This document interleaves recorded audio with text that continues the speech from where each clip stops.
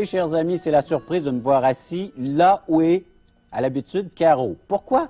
On inverse les rôles, Caro. Pour les prochaines minutes, c'est moi qui fais l'entrevue. OK. Alors, tu me suis. On veut te faire va. connaître à nos téléspectateurs. Alors, on voudrait savoir comment est-ce que cet amour de Dieu, ce don de la vie, est entré dans ta vie, fait partie de ton existence maintenant. Comment est-ce que ça s'est produit? Raconte-nous ton histoire d'amour avec Dieu. Oui, parfait. Justement, tu as mentionné, quand tu as parlé de la parole de Dieu, tu as mentionné Jean 3,16, « Car Dieu a tant aimé le monde. » Alors, justement, j'avais un manque profond d'amour dans ma vie.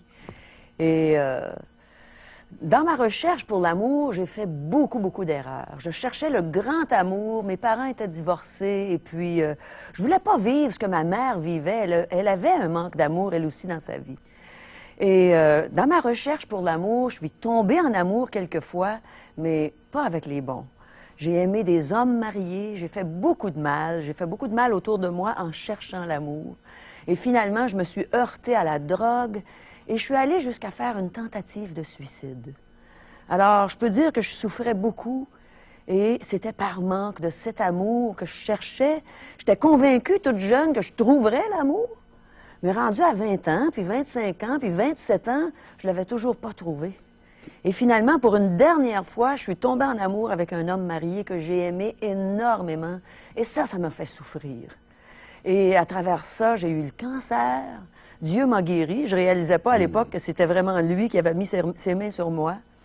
Et puis finalement, j'ai rencontré quelqu'un, une dame qui s'appelle Thérèse Lachapelle.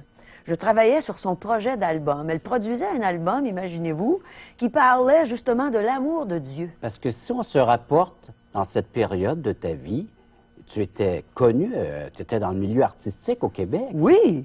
Là, j'avais fait carrière. C'est ça, j'ai oublié de dire ça, Oui. les gens. Les gens t'ont peut-être reconnu, ils t'ont déjà vu à des émissions comme Jeunesse d'aujourd'hui, mais c'est bon de préciser. Oui, à l'âge de 20 ans, j'ai débuté une carrière. Je suis déménagée de Sherbrooke à Montréal. Et j'ai eu quelques succès sur le palmarès, dont Un garçon en mini-jupe, Des gens sympathiques, Les bébites.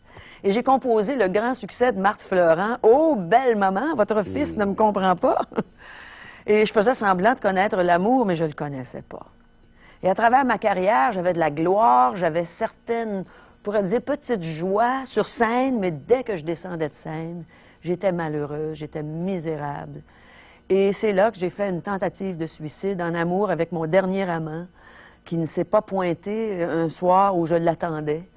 Et puis, finalement, Dieu a mis Mme Lachapelle sur ma route. On en arrive là. Oui. Avec cette rencontre avec cette dame qui est en train d'indiquer un disque qui parle de Dieu et de son amour. Exactement.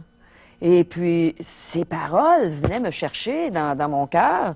Elles disaient des choses comme « As-tu reconnu Jésus? As-tu le bonheur de l'avoir dans ton cœur? Es-tu devenu l'enfant de son Père? » Je disais, qu'est-ce que c'est ça, devenir un enfant de Dieu? On peut devenir. Je pensais, moi, on est tous des enfants de Dieu, mais j'ai réalisé qu'on était tous des créatures de Dieu. Que pour devenir un enfant de Dieu, il fallait croire à la parole qui est Jésus, qui nous a donné le pouvoir, par la foi en Jésus, de devenir enfant de Dieu.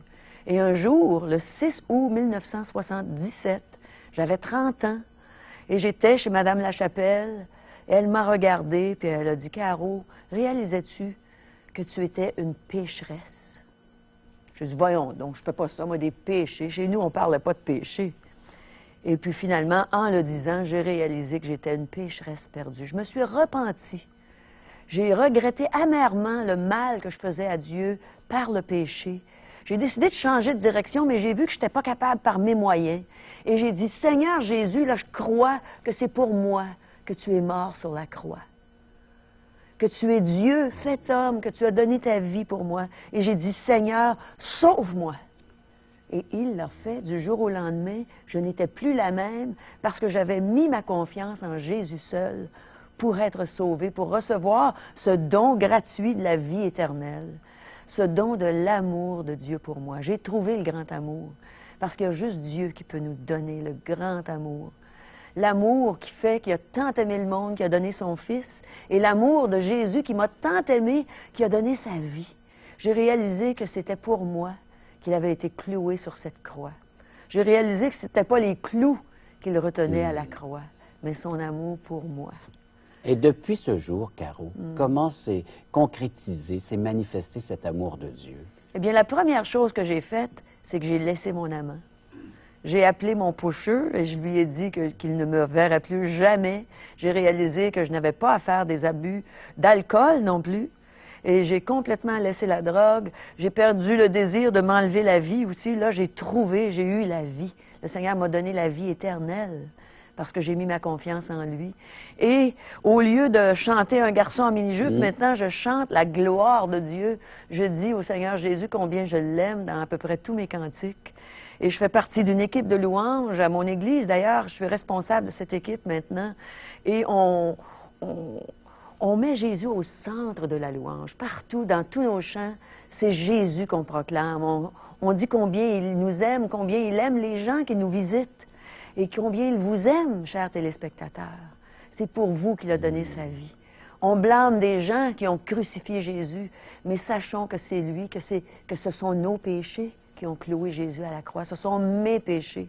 Et maintenant, ce que je veux, c'est de servir le Dieu vivant, avec des gens comme toi, Régent, des gens qui l'aiment, qui aiment proclamer son salut, dire aux gens qu'on n'a pas besoin d'être si malheureux, qu'il y a vraiment de l'espoir, et le seul espoir, c'est en Jésus. Et tu vas pouvoir, Caro, interpeller les gens, nos téléspectateurs, non seulement en prononçant ces paroles, mais aussi en exprimant ton don par le chant. Oui, exactement. Tu vas chanter dans notre télésérie. Oui, j'ai hâte. Et moi aussi, j'ai hâte de t'entendre, les téléspectateurs, de voir ce changement radical de passer d'un garçon en mini-jupe et à chanter la gloire de Dieu. Pour ceux qui ne t'ont pas connu, qui n'ont pas vécu avec toi, tout ce changement que Dieu opère dans une vie. Et quelle vie on a avec le Seigneur Jésus. C'est une vie abondante. Je peux dire comme un psaume, hein, je m'éveille et je suis encore avec toi. À chaque matin, je suis avec Dieu. Dieu est avec moi. Il ne m'abandonne jamais. C'est merveilleux d'être un enfant de Dieu. Et ces dernières années, il nous a appelés à former une équipe provinciale, aussi bien à la radio que maintenant à la télé, pour faire promouvoir, connaître, partager cette bonne nouvelle que Dieu donne la vie éternelle par son Fils Jésus. C'est merveilleux. Ce que tu as reçu un jour, ce que j'ai reçu un autre jour, et j'espère que les téléspectateurs aussi recevront un jour ce que Dieu leur offre, ce don de la vie éternelle, qui se trouve uniquement en Jésus-Christ, son Fils bien-aimé. Il nous l'a donné par amour, nous dit le texte. Recevez-le aussi par amour, en invitant Christ à devenir le sauveur de votre existence. Reconnaître comme Caro, vous êtes pécheur, pécheresse, et vous avez besoin d'un sauveur, Jésus-Christ. Et cette bouée lancée par Dieu pour venir sauver une humanité déchue, perdue. Comme je l'ai expliqué un peu plus tôt dans le cadre de cette émission. Caro, merci beaucoup. Merci. On vous revient dans quelques instants.